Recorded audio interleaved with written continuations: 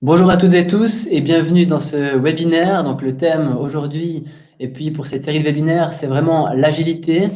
Donc moi je suis Sylvain et je suis avec Pascal qui est chez Bonjour à tous. Softcom, l'expert de la maison. Et puis donc je vais vous en dire un tout petit peu plus sur ce format qu'on a décidé pour aujourd'hui. On va passer à une partie interview enregistrée où là on a attaqué avec Pascal vraiment ce contenu qu'on a envie de vous transmettre, cette approche concrète pour démarrer un projet rapidement. Et puis, je vous invite à profiter vraiment de toute cette partie-là pour noter dans le chat vos questions, vos commentaires, si vous avez des idées de thèmes à approfondir, ou etc. Nous, on va bien prendre soin de les notifier. Et puis, on se retrouve juste après ce petit film pour débattre de tout ça, approfondir. Et puis, Pascal vous éclairera sur les différentes questions que vous auriez pu poser. Donc, on se réjouit, on espère que vous aurez du plaisir à suivre cette partie-là. Et puis, je vous dis à tout de suite.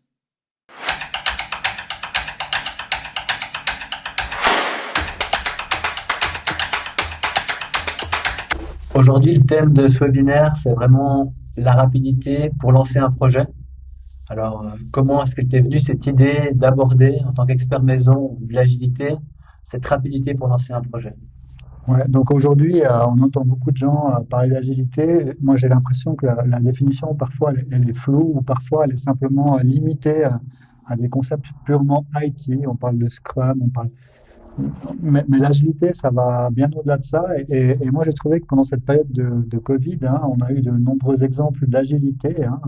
Je pense notamment aux restaurants qui ont développé des offres de plats, de livraison de plats à domicile, ou aux petites boutiques qui n'avaient pas encore de site e-commerce, qui se sont mis à l'e-commerce très rapidement. Et donc tous ces exemples-là m'ont fait penser à cette agilité-là et m'ont, m'ont fait effectivement imaginer ce webinaire pour parler en fait de ces projets qui démarrent rapidement pour tester finalement. C'est vrai qu'on a vu une multiplication des démarches, digitalisation pour aller plus vite, etc. Est-ce que c'est vraiment le Covid et la situation actuelle qui a été le déclencheur, ou est-ce que finalement il y avait déjà des choses qui étaient prêtes en amont? Donc cette agilité, c'est avant tout un état d'esprit ou plutôt une culture d'entreprise. Donc certaines entreprises, par nature, par leur business, étaient déjà finalement assez agiles. Donc là, elles se sont adaptées relativement rapidement. D'autres entreprises ont pu s'adapter rapidement et devenir agiles et créer des choses rapidement. Et d'autres ben, n'ont pas réussi. Et malheureusement, pour ces entreprises-là, c'est très compliqué en ce moment. Donc je pense qu'il y a vraiment ces trois cas de figure. Après, je pense être agile, c'est aussi peut-être un peu plus facile quand on n'a pas trop le choix.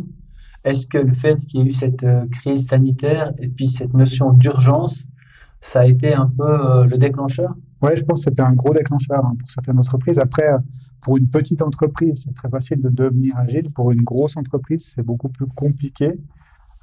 Mais oui, je pense que c'était un déclencheur. Et puis, est-ce que tu as un ou deux exemples qui t'ont vraiment marqué de bonnes idées où finalement, avec une démarche agile, il y a des choses très très simples qui ont pu être réalisées? Ouais, alors, bah, de nouveau, hein, je pense à ces restaurants qui se sont mis à vendre des plats en ligne ou alors aux producteurs directement qui ont créé des sites e-commerce pour vendre leurs produits alors que les magasins finalement n'achetaient plus leurs produits, hein.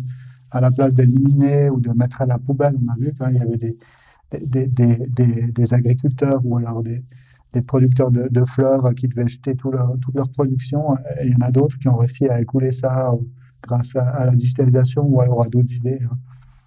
Et puis, concrètement, comment est-ce qu'ils ont fait? Quels outils ils ont utilisé, ces producteurs, pour réussir très rapidement à mettre en place quelque chose de nouveau? Donc là, effectivement, on parle de MVP, hein, c'est un acronyme en anglais qui signifie produit viable minimum, c'est-à-dire que c'est le plus petit produit qu'on peut créer pour démontrer finalement un business case. Donc finalement, à l'époque, on faisait des études de marché pour savoir si un produit faisait du sens ou pas. Aujourd'hui, on parle de MVP à la place de l'étude de marché, peut-être pas à la place, mais en complément de l'étude de marché pour tester finalement le produit très rapidement et puis l'adapter à l'utilisateur final.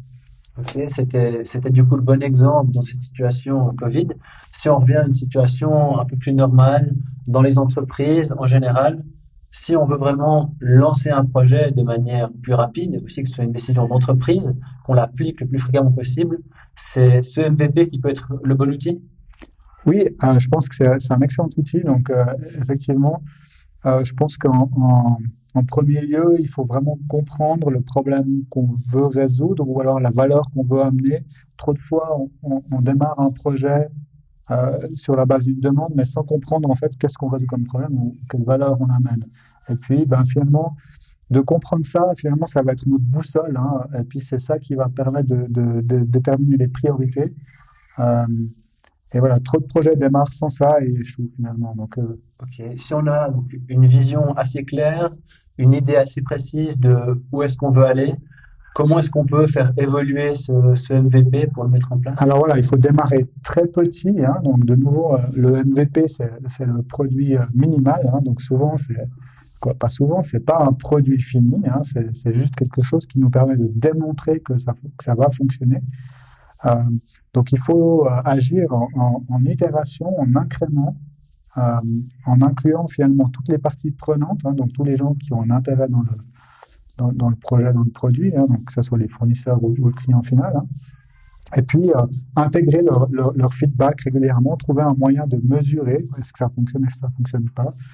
Si on reprend l'exemple de ces restaurateurs, un MVP, typiquement, c'est pas forcément de créer un site e-commerce pour vendre les plats en ligne, mais c'est probablement de mettre une pancarte pour dire, bah voilà, aujourd'hui, vous pouvez commander à ce numéro de téléphone votre plat en ligne. L'enjeu, il est probablement ailleurs, par exemple dans la livraison ou dans l'emballage. Donc l'idée, c'est de trouver un moyen de livrer finalement à domicile un plat. C'est pas forcément de créer un site e-commerce. Donc le MVP peut être très très simple dans ce cas-là. Euh, Et puis c'est vraiment cet échange avec les clients, avec les parties prenantes, qui permet un peu de valider ou d'abandonner et puis de monter justement. c'est ça. Dans... Si on n'a pas de commande avec la pancarte, peut-être qu'on va se dire, ah, bah, tiens, il faut que je fasse une publicité sur Facebook. Et puis finalement, après, l'idée, c'est toujours de comparer. Qu'est-ce qui a mieux marché, la pancarte, Facebook, et puis d'inclure finalement le client. Est-ce que mon plat, après, était assez chaud quand je l'ai reçu? Oui, non. Est-ce qu'il faut améliorer l'emballage? Euh, Ok. Tu m'avais aussi parlé d'un exemple assez fou d'un magasin en ligne de chaussures qui a pu être lancé grâce à un MVP. oui, donc Zappos, hein, une société qui pèse 1 milliard aujourd'hui, qui a été créée sauf erreur en 1999, donc qui vend des chaussures en ligne. Donc eux, ce qu'ils ont commencé par faire, c'est aller dans une boutique de quartier, de prendre des photos dans les rayons des chaussures à vendre. Ils ont simplement publié ces photos sur un site de petite annonce. Euh, et puis, bah, quand ils avaient une commande via le site de petite annonce, ils allaient acheter la paire de chaussures dans le magasin et puis bah, ils la livraient. Aujourd'hui, ils pèsent 1 milliard. Hein. Donc ça, c'est un exemple de MVP où ils ont réussi à s'adapter rapidement. Hein. Et puis peut-être au niveau de Softcom, est-ce que tu as un exemple qui te revient en tête où finalement on a pu, à partir de quelque chose de très très simple, d'un MVP, réussir quelque chose de plus grand qu'on n'aurait peut-être pas réussi sans utiliser cet outil?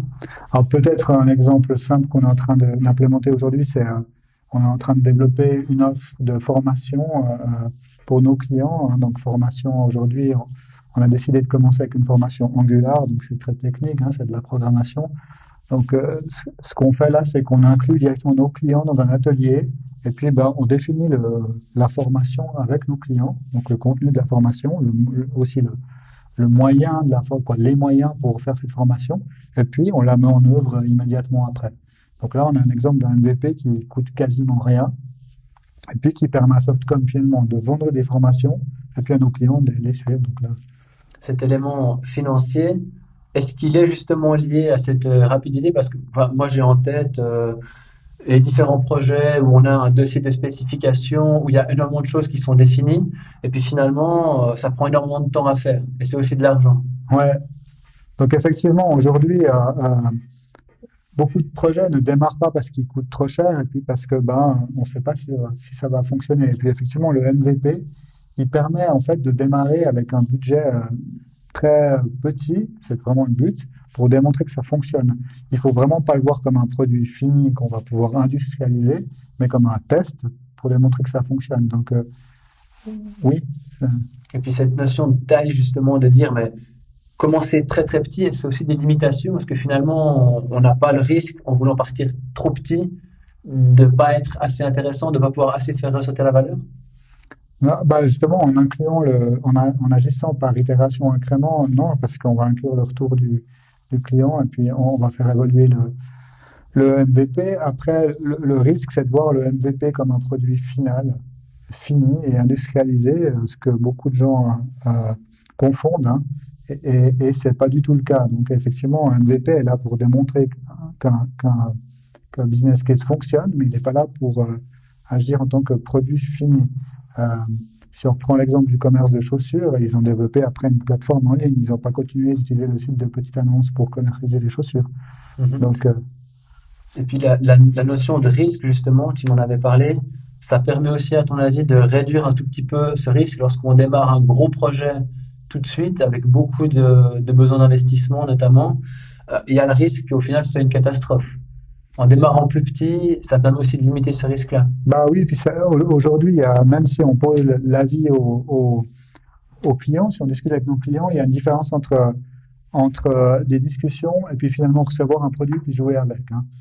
Donc, même si on écoute attentivement nos clients, euh, il faut qu'ils puissent jouer avec le produit pour amener un retour. Donc, effectivement, en faisant des MVP, euh, on améliore vraiment l'étude de marché et puis on limite le risque d'avoir un produit finalement qui fonctionne pas.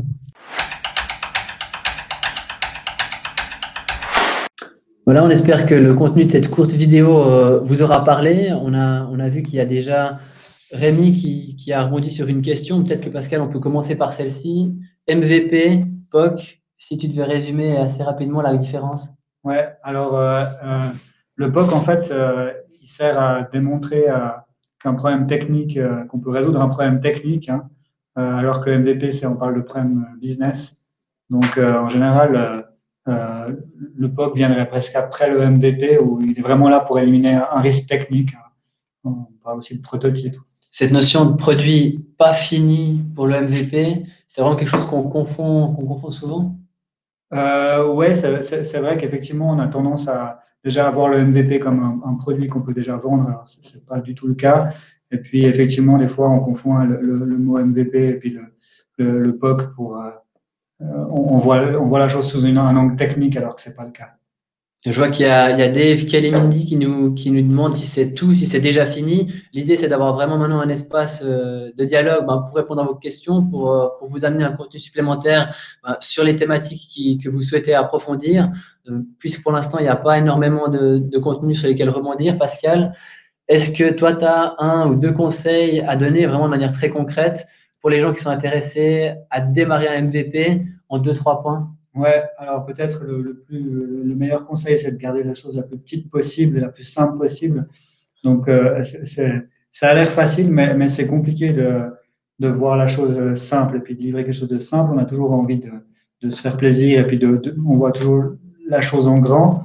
Mais c'est bien voir grand, mais il faut faire petit, quoi. Donc, vraiment, keep it simple, stupid, hein.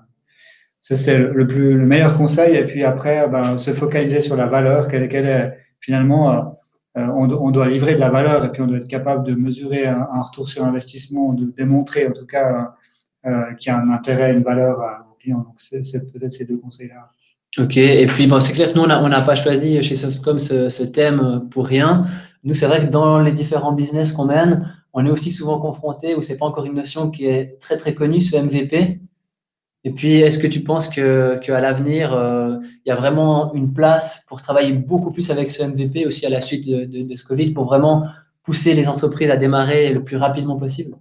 Ouais, je pense que c'est avant tout le MVP, on en parle comme une technique, mais c'est plutôt un état d'esprit.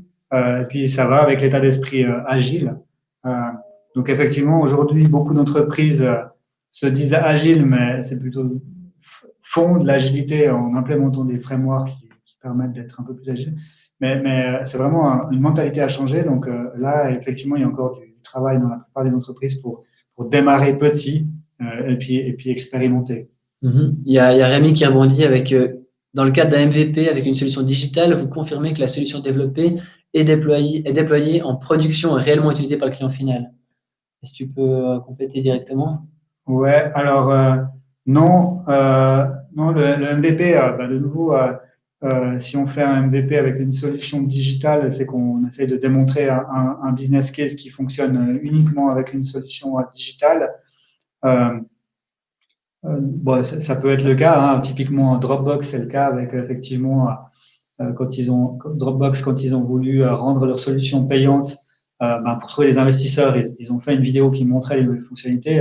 À ce moment-là, ils ont multiplié par 1000 le nombre d'utilisateurs. Ça, c'était un MVP entre guillemets digital, mais il n'a absolument pas été réutilisé, si ce n'est peut-être pour les maquettes pour le produit final. Donc non, un MVP n'est absolument pas utilisé par le client. Il est utilisé, il n'est pas utilisé comme produit pour le client final, mais il est utilisé bien sûr par le client final. Je revois la question. Mhm. Il y a Sylvie Joliva qui me dit que le MVP est donc surtout pour un nouveau projet, pas par exemple pour un changement de logiciel, carton ancien et qui est fonctionnel au quotidien. C'est une très bonne question. Pourquoi pas, en fait. J'avais pas vu la chose sous cet angle-là, mais bon, de nouveau, on essaie de montrer ça doit apporter un changement au niveau du business, hein. Donc, si c'est juste changer l'interface d'un logiciel pour le rendre plus joli, il faut que ça amène des nouveaux utilisateurs ou que ça amène une valeur. Mais effectivement, pourquoi pas, typiquement dans ce cas-là, euh, faire un prototype cliquable pour voir si finalement ça plaît aux utilisateurs finaux, hein. Finalement, nouveau produit ou ça peut aussi être un MVP qui lance, enfin, qui matérialise une toute nouvelle idée sur quelque chose qui est déjà existant. C'est pas bloquant, j'ai envie de dire. Ouais, non, c'est pas bloquant. Non, pas du tout. Il y a Rémi qui nous demande quelle méthode utiliser avec les métiers pour identifier le périmètre minimum. Ouais. Donc là, il y a plusieurs méthodes qui existent. Je pense que, à nouveau, la méthode, c'est de la business analyse simple. Il faut comprendre le problème qu'on veut résoudre. Et puis, une fois qu'on a compris le problème qu'on veut résoudre, souvent, il y en a plusieurs, hein. Il faut prendre celui qui va finalement amener le plus de valeur. Donc, il y a une notion de priorisation. Donc la méthode, c'est vraiment identifier les problèmes qu'on veut résoudre, les prioriser par rapport à leurs valeurs, hein. Donc c'est de valeur, on parle de business, on parle souvent d'argent derrière, hein. Et puis après, travailler uniquement sur ce problème et pas mélanger tous les problèmes. Et c'est là que c'est difficile parce que on a souvent envie de résoudre plusieurs problèmes. Donc se limiter à un seul problème, c'est souvent frustrant. Il y a Jérôme Galuchet qui nous dit que de son point de vue, une user story est très bien adaptée aussi. Alors, je suis pas certain de comprendre la remarque ou la question. Euh, Si c'est par rapport aux solutions pour identifier, effectivement, une user story permet de formaliser un besoin. Donc, on peut essayer de travailler avec des user stories pour effectivement modéliser le périmètre minimal d'un MVP. C'est une technique aussi, effectivement. Après, quand on parle de MVP, l'idée, c'est quand même vraiment d'arriver avec quelque chose qui a ce côté innovation où à la fin, on passe un gap au niveau d'un projet qui est lancé, au niveau d'un produit qui est lancé. Il doit vraiment y avoir quelque chose de nouveau. C'est pas simplement formaliser peut-être un problème qu'on a à l'interne de l'entreprise. Non, effectivement, non, non. L'idée, c'est vraiment c'est de tester un marché, hein. Donc, ça remplace pas, mais ça complète une étude de marché. L'idée, c'est de voir finalement, est-ce que mon idée ou comme la manière dont je veux résoudre ce problème, est-ce que, comment c'est perçu par finalement les utilisateurs, mes clients ou mes utilisateurs finaux. Euh, et puis, l'idée, c'est d'apprendre très vite. C'est pour ça qu'il faut le garder tout petit, parce que l'idée, c'est d'être capable d'apprendre en fait avec un MVP. Et puis, de faire faux ou de se tromper, c'est bien parce que on apprend, hein. Donc l'idée, c'est vraiment, on part tout petit, on teste et puis on améliore. On l'a évoqué dans la courte vidéo, la notion justement d'intégration des stakeholders, des différentes parties prenantes qui peuvent amener une plus-value avec un feedback direct. Est-ce que ça, c'est quelque chose qui est fait encore trop peu ou c'est vraiment aussi là-dessus qu'on pourrait insister pour aller de plus en plus vers quelque chose qui est partagé, qui est développé de manière très rapide? Ouais, c'est juste, c'est clair que si on met un intermédiaire entre les utilisateurs finaux et puis finalement le MVP, c'est clair qu'il y aura une interprétation finalement. Et puis, même si on comprend très bien les problèmes des utilisateurs finaux, il faut pouvoir jouer avec le MVP, hein, ou l'utiliser pour finalement se rendre compte des vrais problèmes et puis apporter un feedback. Donc oui, il faut intégrer vraiment les clients finaux dans le MVP pour avoir un retour. Alors, il y a Jérôme qui nous dit rencontrez-vous souvent de l'incompréhension de la part du client qui se rend compte que le produit fini nécessite un investissement beaucoup plus important que le MVP? Qu'est-ce que tu en penses? Je pense que c'est effectivement une excellente question, une excellente remarque parce que oui, c'est vrai qu'il faut vraiment expliquer au client que le MVP n'est pas un MMP, hein, pour un Minimal Marketable Product. Donc, c'est pas quelque chose qu'on peut vendre, hein. Donc, le MVP n'est pas fait pour être vendu, c'est absolument pas fini. Donc, ça, il faut absolument le préciser au début du projet. Il y a des règles, hein, pour calculer le coût final d'un produit finalement basé sur un MVP. Après, ça marche ou ça marche pas, c'est une autre discussion. Mais effectivement, un MVP, pour passer du MVP à une solution finale, il y a souvent beaucoup d'investissements à faire. J'espère qu'on a répondu à ta question, Jérôme. Et Rémi qui nous pose la question suivante. Vous imaginez la réalisation d'un MVP sur quelle période au niveau temporel? Ouais, c'est une très bonne question. Je pense que ça dépend énormément du contexte, mais si on reprend l'exemple du Covid, si un MVP prend 2 mois à être réalisé, on passe à travers le business, hein. Les restos, ils sont déjà réouverts, c'est fini. Donc un MVP, la réalisation d'un MVP, ça va de 1 jour à 1 mois, mais ça doit être très court. Après, je pense qu'il y a des domaines où ça va plus lentement, hein. Si je rebondis directement sur cette question, c'est vrai que la notion de temps, elle est hyper importante dans le cas du MVP. Est-ce que actuellement les différentes entreprises, elles travaillent, en tout cas c'est aussi mon impression, elles travaillent beaucoup avec des dossiers, des projets, des descriptifs, des spécifications. Comment est-ce qu'on peut les motiver à utiliser un tout petit peu plus le MVP pour aussi qu'à l'intérieur des organisations, on ait cette logique de dire la plus-value, c'est la gestion des risques, la plus-value, c'est la gestion du budget, la plus-value, c'est de pouvoir aller plus rapidement. Comment est-ce qu'à l'intérieur des entreprises, on peut pousser pour sortir un tout petit peu de tout le tracas administratif et puis avoir une réponse la plus rapide possible, parce que c'est aussi ça. Je pense que c'est une question on appelle ça lean management, hein, mais c'est une question de perte, hein. Écrire une spécification sur quelque chose qu'on n'a pas démontré, c'est de l'argent qu'on dépense pour écrire quelque chose qui sert peut-être à rien. Je suis pas en train de dire qu'une spécification n'est pas utile, mais elle est utile si on a prouvé que finalement ce qu'on fait c'est juste, hein. Donc moi je pense qu'il faut effectivement pas perdre trop de temps à faire des choses dont on n'est pas sûr, quoi. Et il y a Dave qui nous pose la question suivante. Sur combien de temps est-ce qu'un cycle MVP peut se répéter? À nouveau, je pense que c'est un mindset, hein. Donc, je pense que c'est une bonne question. J'ai l'impression que dans une entreprise, de nouveau, ça dépend de la nature, hein, de l'entreprise. Mais dans une entreprise typiquement digitale, le MVP, c'est quelque chose qu'il faudrait faire plusieurs fois par année, hein. Rémi, qui nous vient avec la question suivante. Vous avez parlé de règles de calcul entre un MVP et un produit fini. Est-ce qu'on peut approfondir et donner des exemples? Ouais, alors on trouve plein de chiffres, hein, notamment sur Gartner ou bien chez McKinsey. On dit que le coût d'un MVP, ça représente entre 8 et 30% du produit final. Donc, c'est une fourchette qui est assez large. A priori, je pense que le 8% me paraît plus réaliste. Donc, effectivement, il faut prévoir encore un budget très conséquent après pour arriver à un produit finalement abouti, hein. Si on reprend l'exemple Zappos, c'est clair que entre faire des photos et puis publier sur un site de type Anibis ou petites annonces et puis aller acheter, le MVP coûtait quasiment rien. Et puis si on prend l'exemple Dropbox par contre, comment est-ce que tu le vois ce rapport-là? Ouais, je pense de nouveau, ça dépend beaucoup de la nature de l'entreprise, hein. Puis effectivement, et puis peut-être une notion importante, c'est que avant d'arriver à un produit final qui contient tout ce qu'on veut faire, il y a le MMP, hein, donc c'est le MVP qui est juste industrialisé. Et puis je pense que de passer de l'étape du MVP au MMP, c'est probablement, de nouveau, ça dépend de la nature de l'entreprise, mais c'est pas un saut énorme. Et puis après, de passer du MMP au vrai produit qu'on vend, qui a toutes les fonctionnalités, là c'est énorme, hein. Donc, Ok, alors je crois qu'il y a encore Rémi qui a une question à nous poser.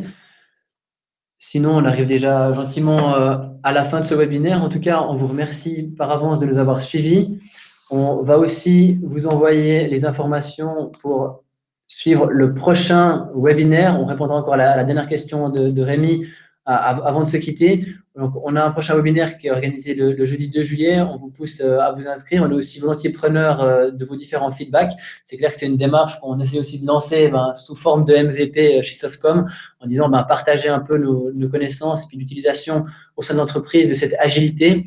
On espère qu'on pourra aussi construire sur la base de vos feedbacks un contenu qui vous intéresse et puis qui donne vraiment cette notion un peu plus concrète à cette agilité qui est assez vague. Donc, on prend la question de Rémi et puis ensuite, on lancera les infos pour la suite. Donc, Rémi nous demande encore quels sont les prérequis pour lancer un MVP dans une entreprise qui ne serait pas agile aujourd'hui. Ouais, excellente question. Je pense que c'est très simple. N'importe qui peut lancer un MVP, hein. Il faut quand même il faut savoir qu'un MVP va coûter quelque chose, donc il faut avoir quand même un budget à y consacrer. Il faut aussi savoir que ce budget, il aura peut-être pas un retour sur investissement immédiat, hein. Ce qui va permettre de faire, c'est d'apprendre. Donc, il faut être d'accord d'allouer ce budget à ce MVP, et puis ensuite, peut-être ce qu'il faut, le prérequis, c'est connaître finalement quand même quels sont les utilisateurs finaux. Ça paraît bête, mais c'est pas si simple que ça. Et il va falloir, une fois que les utilisateurs finaux sont connus, il va falloir prioriser quel est le problème qu'on veut résoudre avec ce MVP, et puis les impliquer dans ce MVP. Donc vraiment, le prérequis, c'est connaître quels sont les utilisateurs finaux. Ok, merci Pascal. J'envoie à l'intention des différents participants une petite communication pour le prochain webinaire. Vous avez directement le lien. On espère vraiment que ça vous aura plu. N'hésitez pas à revenir vers nous. Vous avez aussi nos différentes coordonnées sur le site internet de Softcom avec vos feedbacks. Et puis, si vous avez des idées de thèmes, c'est aussi très volontiers qu'on travaille avec Pascal ou des autres experts, disons, de la maison Softcom sur différentes thématiques. Donc, on a vu que pour la prochaine session, jeudi dans 2 semaines, sauf erreur, on va essayer de vous parler de tout ce qui est la notion d'équipe dédiée et puis comment chez Softcom ou en général, on peut l'utiliser pour décupler justement ce potentiel de l'agilité. Voilà, alors merci beaucoup à tous. On va terminer ce webinaire ici. Je te laisse la parole, Pascal. Oui, merci à tous pour votre temps et puis j'espère vous retrouver tous lors du prochain webinaire sur les équipes dédiées. Bonne journée à tous.